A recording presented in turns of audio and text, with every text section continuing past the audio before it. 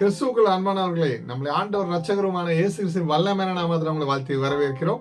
இன்றைய வேத தியான பகுதிக்கு வாசிக்க தெரிந்து கொள்ளப்பட்ட வேத வசனம் நீதிமொழிகள் 8ஆம் அதிகாரம் வசனம் 17 மற்றும் 18. என்னை சிநேகிக்கிறவர்களை நான் சிநேகிக்கிறேன், அதிகாலையில் என்னை தேடுகிறவர்கள் என்னை கண்டடைவார்கள்.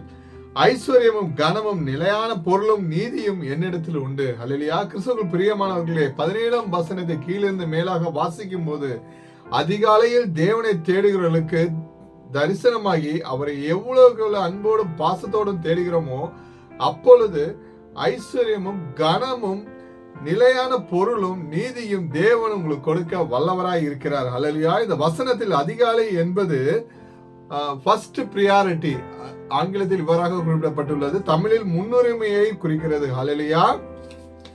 நம் வீட்டிற்கு நமக்கு மிகவும் பிரியமான ஒருவர் வருவதற்கு முன்னே நாம் முன்னே எழுந்து தயாராகி அவர்கள் வருவதற்கு முன்னே அவர்களை வரவேற்க தயாராகி விடுவோம். அதைவிட இன்னும் அதிகமாய் நமக்கு தன் மகனை சிலுவையில் கிருபாதார பலியாக ஒப்பு கொடுத்த நம் தேவனை ஒவ்வொரு நாளும் தொடங்குவதற்கு முன் நாம் எழுந்து தயாராகி தேவனுக்காக காத்து கொண்டிருக்கும் போது நாம் நினைப்பதற்கும் வேண்டுவதற்கும் அதிகமாய் செய்ய தேவன் முழு மனதோடு ஒவ்வொரு நாளும் காத்து கொண்டிருக்கிறார். ஹல்லேலூயா.